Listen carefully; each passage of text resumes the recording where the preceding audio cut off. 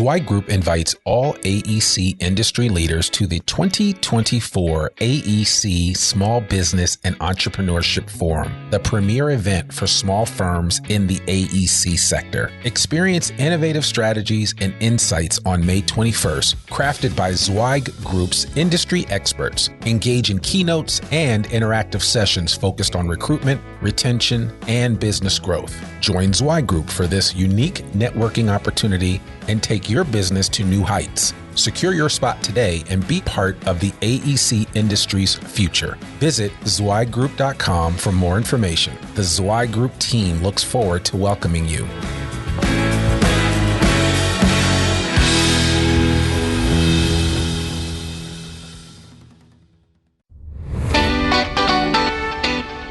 Welcome to the Zweig Letter podcast, putting architectural, engineering, planning, and environmental consulting advice and guidance in your ear. Zweig Group's team of experts have spent more than 3 decades elevating the industry by helping AEP and environmental consulting firms thrive. And these podcasts deliver invaluable management, industry, client, marketing, and HR advice directly to you, free of charge. The Zweig Letter podcasts, elevating the design industry one episode at a time.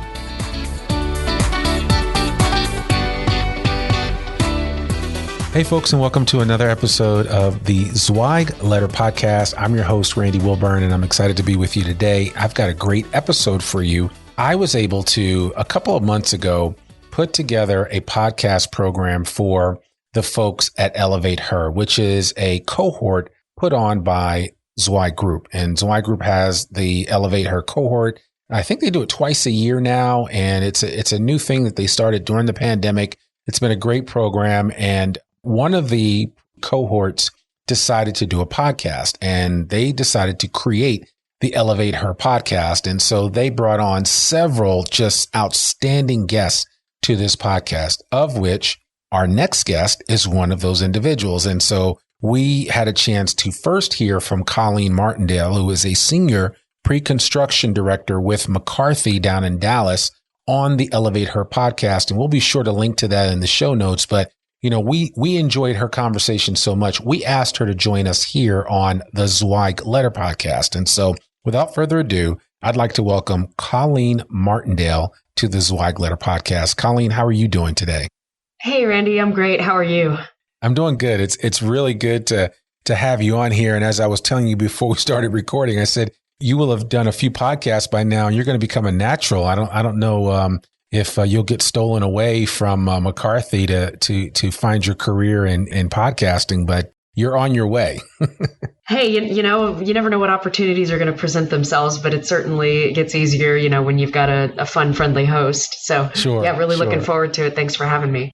Absolutely. Well, here on the Zweig Letter podcast, we love to learn about our guests and just find out a little bit more about them. So I would love for you just to share your superhero origin story with our audience. And so they get a little glimpse of who Colleen Martindale is before we kind of jump into your career in construction. But I would love for you just to share that, just a Cliff Note version of who you are for our audience. Sure. So I actually started out in college as a music major. My journey into construction has been a little non-traditional. I was doing everything I could with that at the time, and I decided I wanted to do something a little different. So I changed my major to civil engineering, graduated from the University of Texas at El Paso in 2009. I found construction somewhat by accident. I had gone to a career fair. I think I was looking for a typical path in a design field. I met somebody here at McCarthy who convinced me to do an internship, thought I would try that out. Ended up loving it. So construction it was. I moved to Dallas in 2009 to start full-time with McCarthy after doing a couple of those internships. And at the time, I was also pretty sure I wanted to be a project engineer, go into, the field management side of things. As it turned out, they had a role open in pre-construction. And so I kind of tripped and fell into that. And here I am. I did a little detour at another company, but came back. And I am now leading our civil pre-construction department here in Dallas, where we are focused on all things heavy civils. So earthwork, roads, bridges. We get into a little bit of solar, a little bit of water treatment. We also help out with the site work on some of our commercial projects. So I really get to see a lot of really neat construction projects, all different stages, all over our southern region here at McCarthy. Wow. So you clearly you've kind of worked in a lot of different areas, and you focused on a number of different sectors within the construction field. And, I'm totally just curious to know, when you got into this in 2009, did you expect to be where you are today? No, I really didn't. I think my career and most of my life really has been a series of pretty cool, happy accidents. I was actually just talking to one of my teammates here this morning who asked me a real similar question. And, as much as we often teach, to have a plan, and I think there was a plan, it just didn't always go that way. So I was always open to whatever opportunity kind of fell in front of me. And so far that's worked out really great for me. I have a really great team here, very intelligent, smart, capable people doing really cool things. And so I'm really happy to be a part of that with them, and see where it takes me next. Wow, that's awesome. And I mean, you gotta imagine, Dallas is such a robust market for growth when it comes to construction, right? There is a little bit of everything that you get to see in this market that may be unlike what some of your peers might experience in other places. Is that fairly accurate? Absolutely. Particularly on the infrastructure side. Texas has several of the nation's top growing populations, Dallas, Fort Worth being one of those. So the need to just continuously expand infrastructure, more roads, more water treatment, more housing, more businesses, more everything, really gives us a unique position here in Texas. When one market segment goes down, there's usually plenty of opportunity in others. So we've managed to fare pretty well here, and continuing to diversify the markets that we work in, has been a really successful strategy for us. Yeah. Wow.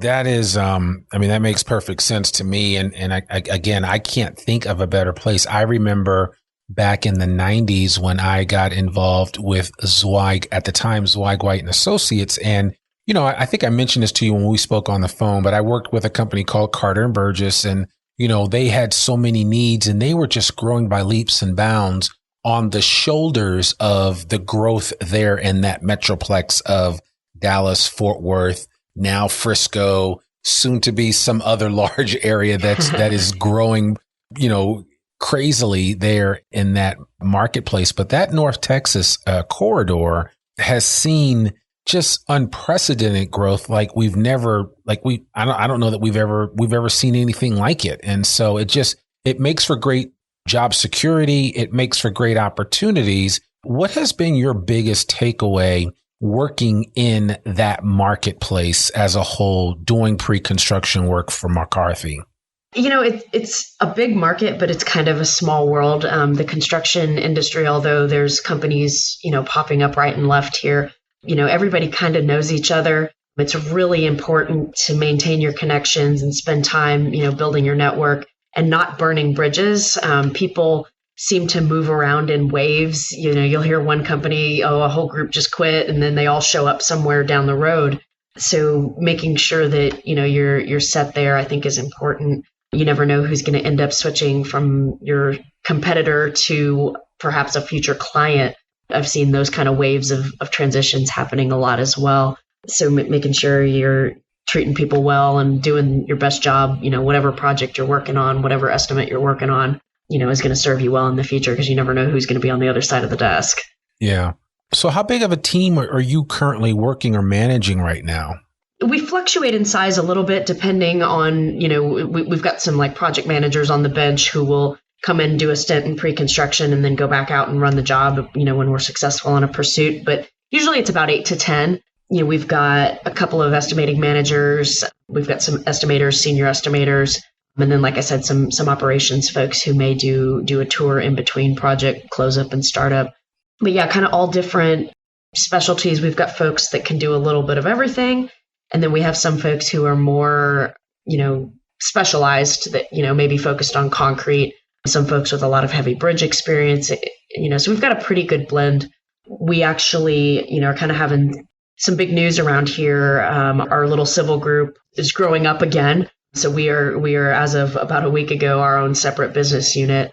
So right now, the opportunity is just enormous for people as we're able to expand, looking at different external clients, and then as well as the internal clients that we serve here at McCarthy for our, like I said, our renewables, our water, wastewater, and our commercial businesses. We often support those. So really big things happening over here just as we grow.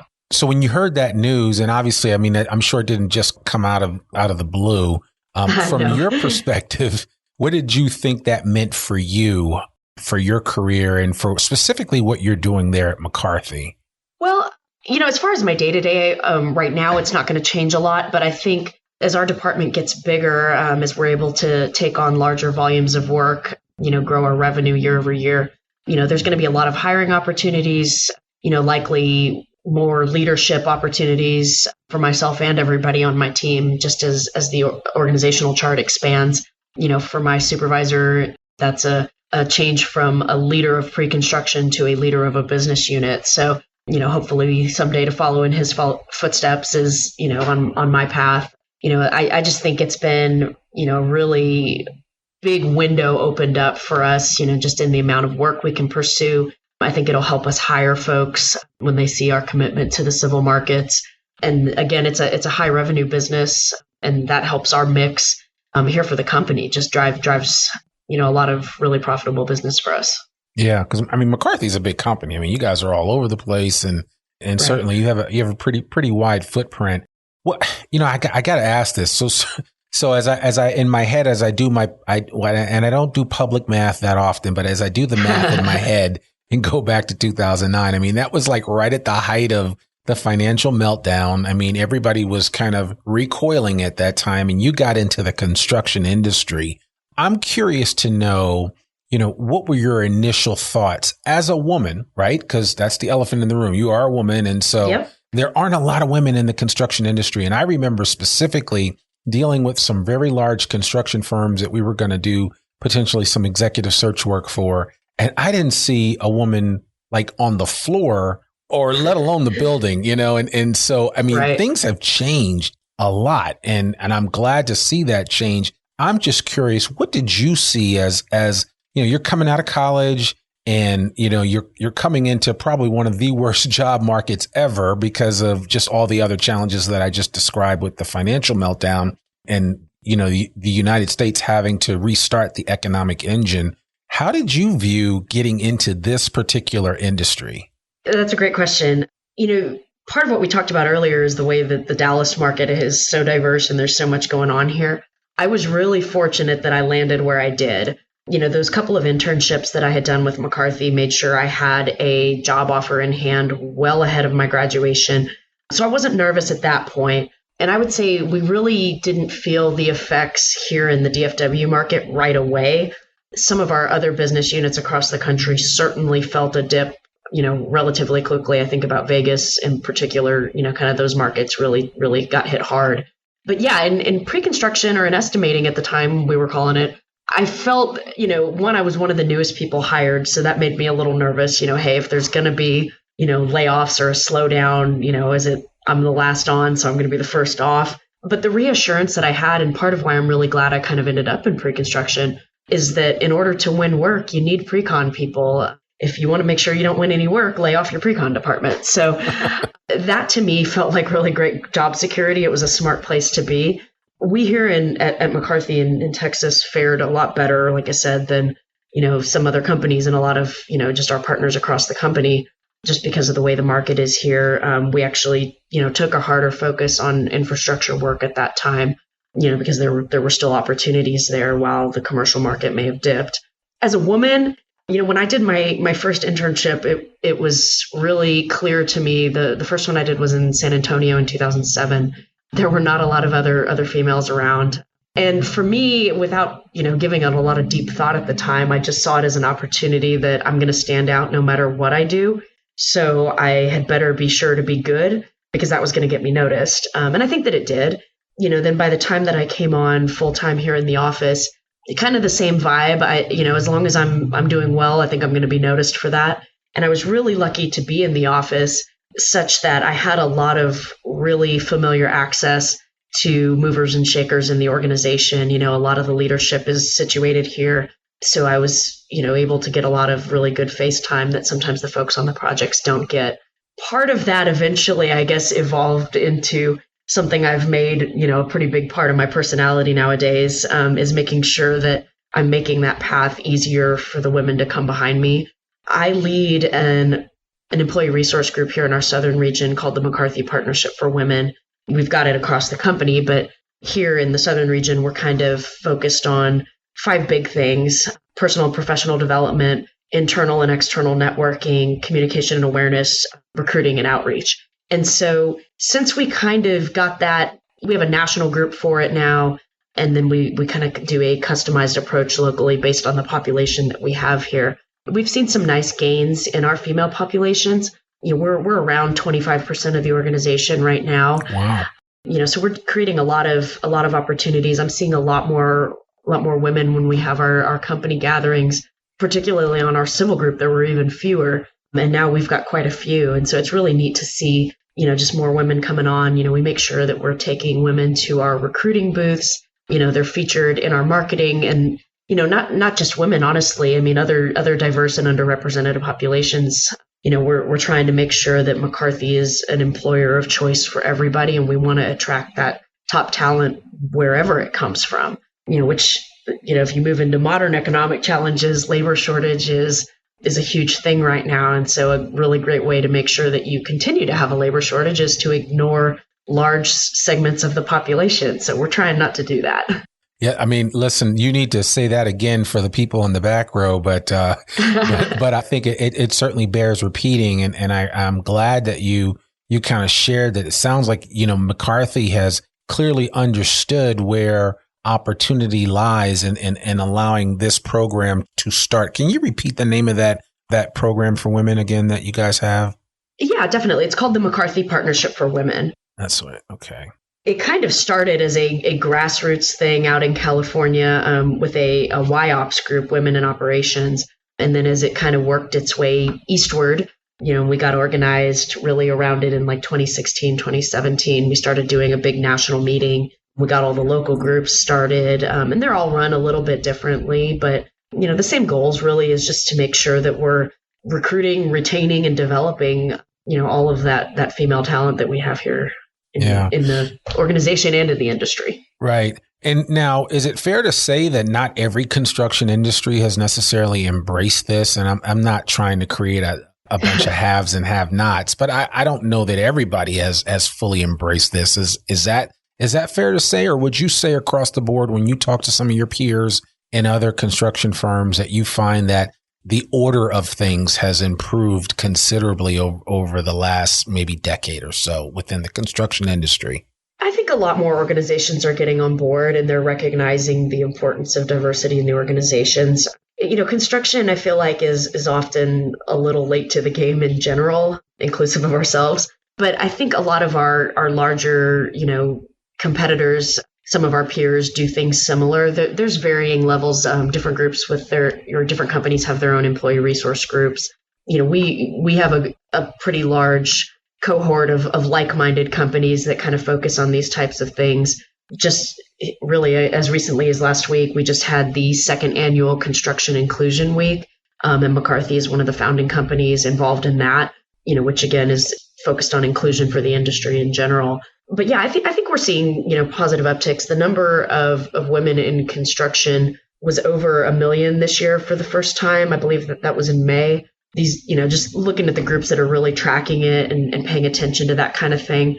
One thing that kind of goes with that, a large percentage of the women in our industry tend to be in administrative roles. So we're also monitoring, women in management, women in technical roles, and seeing increases there as well. Both for McCarthy and the industry. So yeah, really positive things happening, and other companies are getting on board, whether that's by their own volition or their clients are demanding it. Most of the work that our civil group does here at McCarthy is public sector. So a lot of times there are owner demands for this kind of stuff, for diversity goals and that kind of thing. But for us, it's important to reflect the communities that we work in. And that's the reason we're doing it. You can look at any number of studies that are out there showing that having a diverse organization yields better business results too. So, whether you get on it, for moral reasons or you just know that it's going to help your bottom line, it's the right thing to do. Yeah. When the right thing is the right thing to do, you do it. So, right. Yeah. So I love this, and I appreciate you kind of sharing that breakdown. And I'm going to have to look up that Construction Inclusion Week. That sounds like a really interesting program. And I'm sure there was some tremendous dialogue there. What would you say, since, and again, if you go back to like maybe the questions that you had in your mind before you entered into the construction marketplace, the construction arena, and got a career in the construction field, what would you say were one or two of your biggest questions then? And what are the questions that you field now from young women that are just now thinking about getting into the construction industry? Yeah, I know one that was a big one, is can I be my authentic self at work? I mean, maybe I didn't put it in quite that articulate of terms, but it was like, what the heck do I wear? Do I need to dress like one of the guys and act like one of the guys to get ahead here? I still get that question sometimes. The answer is no. You can be your authentic self and succeed. And I think that's important. And part of building a really healthy team is allowing everybody the safety to be themselves at work. And I think I fell a little bit victim to that at, some early stages of my career, trying to walk and talk like one of the guys, and probably developed a pretty bad 4-letter word habit. But, that was one thing, and really just what is my path forward? What does the opportunity look like? When you look up the org chart and nobody looks like you, that's intimidating. It's hard to see yourself in those roles. It was hard to figure out, what is my leadership style when I didn't really have anybody real similar to me to emulate. So now, as a female, I think, my style is just naturally a little more empathetic. It's probably a little softer. I'm fairly introverted, despite what most people who can't shut me up nowadays might say. But I found that's worked out all right for me, and that, I can show that side of myself and allow my team to lead, the way that they most feel comfortable, obviously adapting for, the needs of individuals, but, just as a whole, that tends to be more my style, which was different from what I saw when I was a brand new engineer straight out of college, trying to figure out who I was. And so we focus a lot on that with the Partnership for Women, just helping people find opportunities to practice, whether that's public speaking or training others, or, getting out and giving a job site tour and making sure that we highlight one of the young ladies, that's on that project, giving them the floor to lead and to share. So I think that's pretty similar questions, honestly, that I had when I walked through the door that I still get now. I think there's less of it because, really as I've been here, from the time of my first internship, I've got perspective of about 15 years here, just seeing the way our leadership group has changed, both across the country and here in Texas and our southern region. I think there's a lot more opportunity for people to see themselves reflected. Yeah.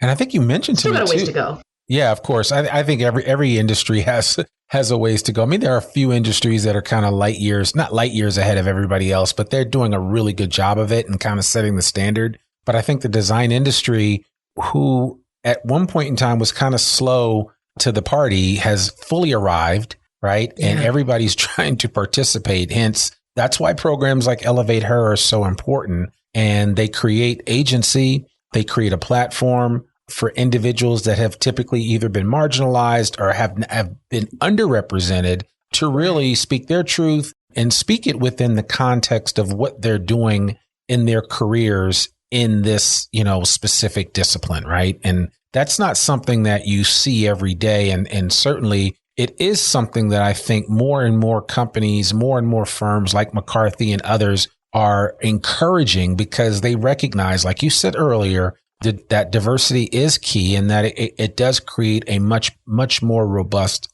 business model. For sure. So listen, I'd be curious to know, and you get out to go to, I'm assuming you go to some of the schools when it does come time to recruit, because you've mentioned recruitment and retention quite a bit.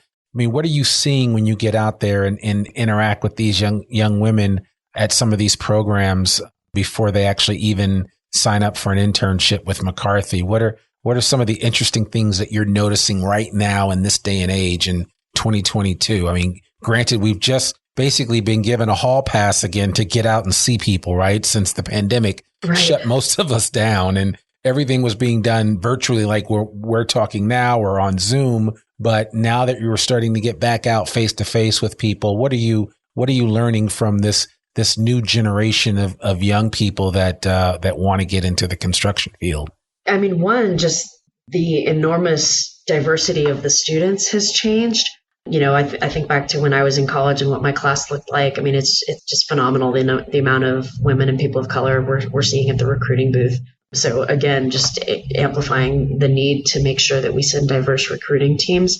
You know, we also make sure that we're sending teams that represent a good cross-section of our businesses that we work in. So, you know, McCarthy's known very much so for being, you know, healthcare builders in a lot of vertical markets, but making sure we have folks that can talk about civil, that can talk about pre-con, that can talk about VDC, making sure that we're appealing to a wider group of candidates, you know, where we used to really just focus on civil or construction management degrees.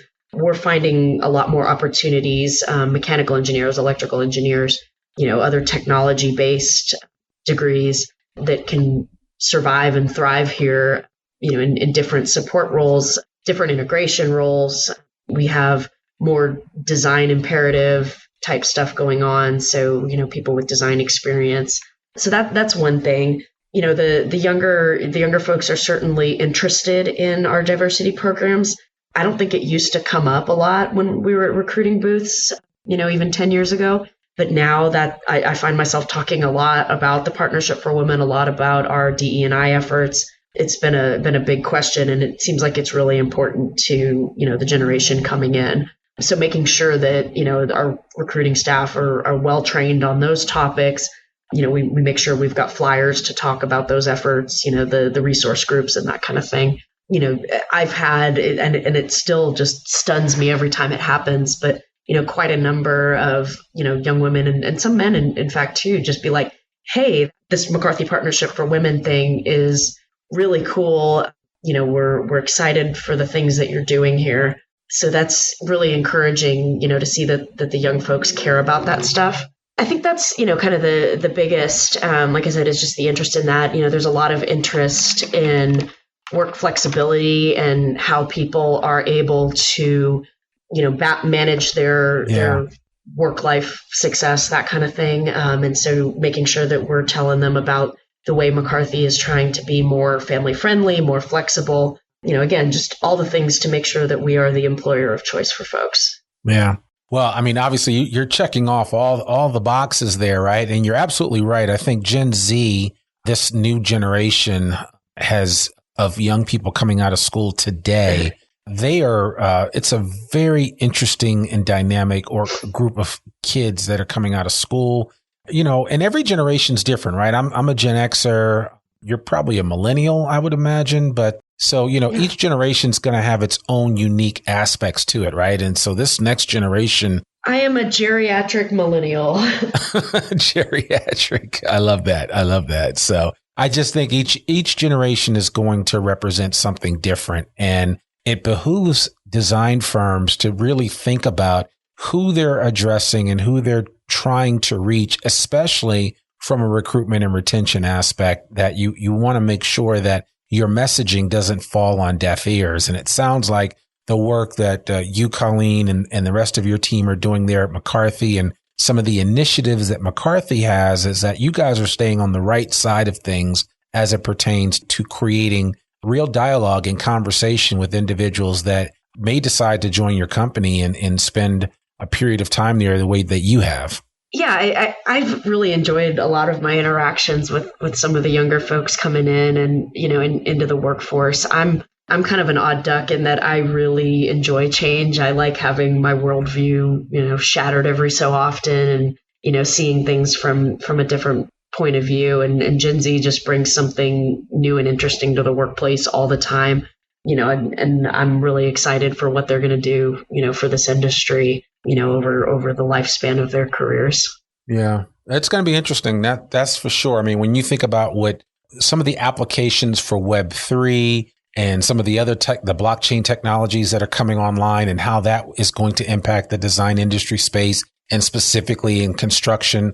I mean, I can already see a million different ways that, Web3 and just virtual reality is going to impact construction. I mean, it's already been used in the past, but I mean, it's just going to go to a whole different level in the near future. And you're going to need a lot of those young people to shepherd that whole process forward, because I can guarantee you that the folks in the C-suite, not that they can't do it, but they're just not going to be in a position to do it. And they're going to rely on the generations that are coming after them to continue to grow McCarthy the way that you're growing McCarthy and the way that McCarthy is going to continue growing in the next, iterative generations that come. Definitely. Yeah, we've been around since the 1860s. So we're hoping to put another 150 years into it. So, embracing the future is all part of that plan. Yeah, absolutely. Well, Colleen, this has been special. I really appreciate you taking time to do this. Like I said, I mean, you did an outstanding job with that Elevate Her podcast, and we'll certainly link to that in the show notes. But if anyone wants to reach out to you just to connect with you, or maybe, we'll put your LinkedIn profile address there so people can connect with you, because I think that's always helpful. Relationships matter more than anything else. And you said that earlier, but what would be the best way for people to reach out to you and connect with you online? LinkedIn is easy. I'm usually pretty responsive on there. Try to share, as much content as I can that's relevant to some of the work that I'm doing. I'm also happy to field emails. My email is cmartindale, first initial, last name @mccarthy.com.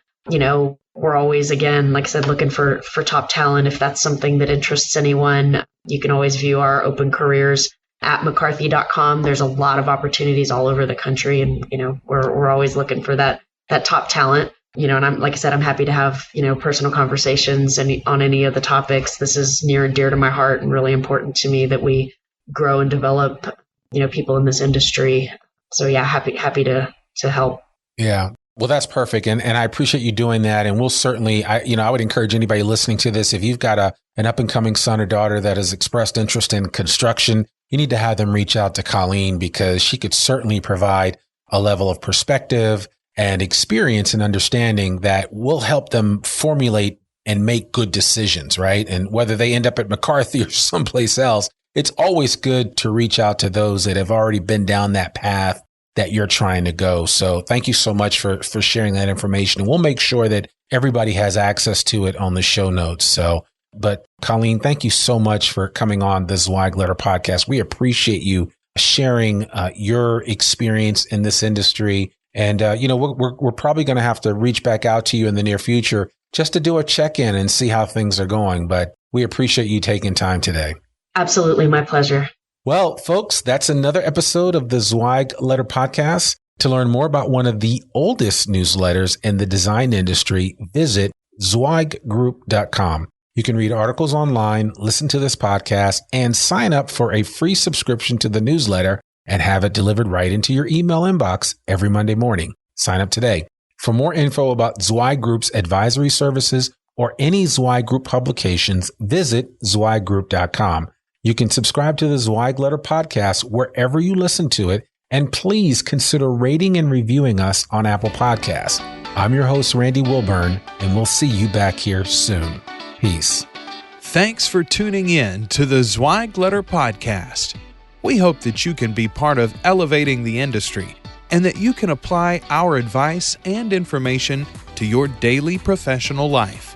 For a free digital subscription to the Zweig Letter, please visit thezweigletter.com/subscribe to gain more wisdom and inspiration, in addition to information about leadership, finance, HR, and marketing your firm.